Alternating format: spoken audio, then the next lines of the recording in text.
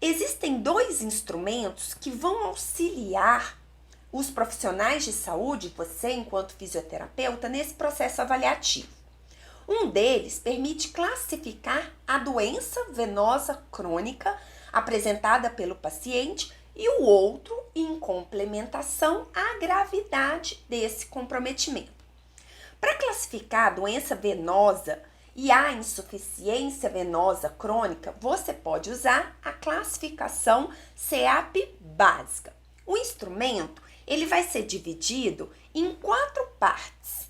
Essa primeira parte faz a classificação clínica, sendo esse item o mais usado no dia a dia do profissional de saúde.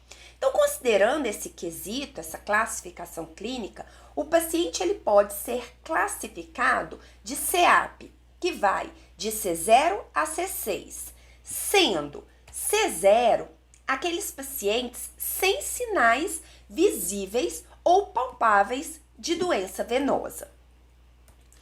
A C1 é aquele paciente que tem a telangiectasia, popularmente chamado como aqueles vasinhos na perna, que são as dilatações nas veias, mas com diâmetro menor que 1 milímetro, ou apresentam veias reticulares, que são aquelas entre 1 a 3 milímetros de diâmetro.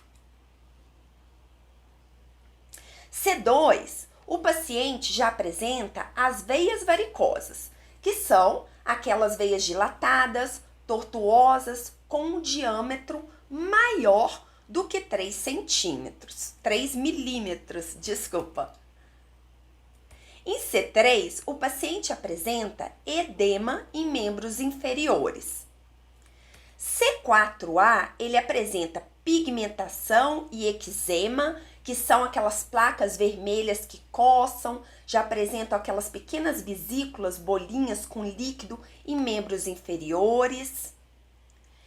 C4B, a pele, ela já vai estar endurecida, com fibrose, o que se chama tecnicamente de lipodermatoesclerose, ou a presença de atrofia branca, que é a presença de um tecido esbranquiçado, atrófico, como se fosse ali uma espécie de uma pré-úlcera.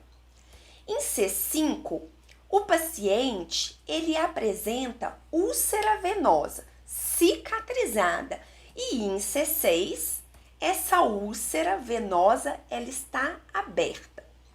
Esse item ele ainda pode ser subclassificado em A5, quando o paciente é assintomático, e S5, quando sintomático.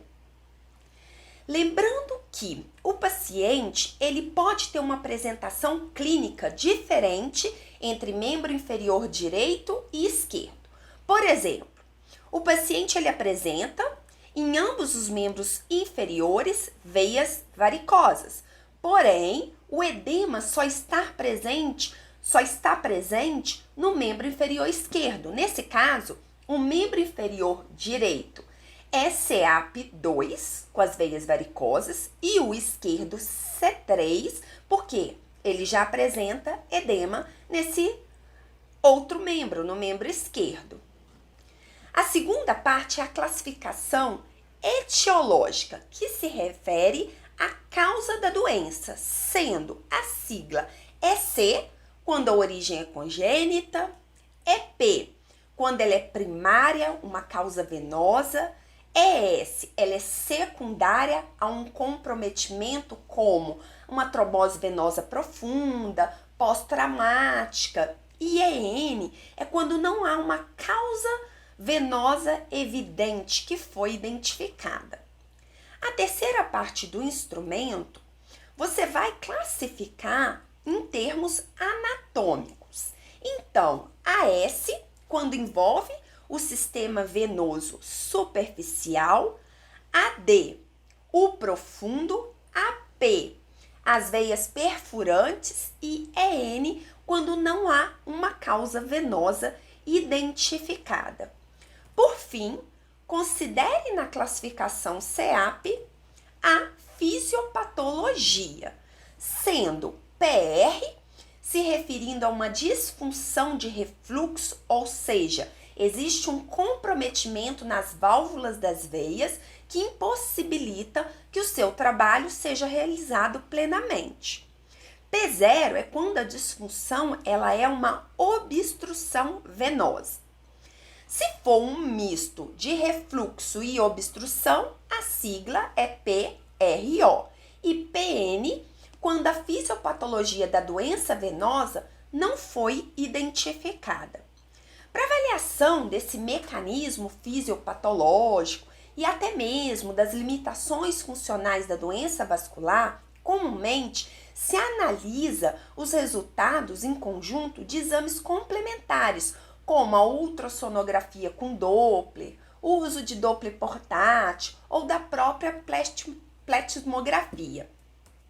Agora, para classificar a gravidade do comprometimento vascular, em complementação principalmente com a classificação clínica que acabamos de ver, você pode usar esse instrumento, que é o score de severidade clínica venosa ou VCSS, que classifica essas principais alterações vasculares, como a dor, a presença de varizes, edema, inflamação, em 4 classes, pontuando 0 quando ausente, 1 leve, 2 moderado e 3 pontos na classificação como grave para cada um desses quesitos que está sendo avaliado.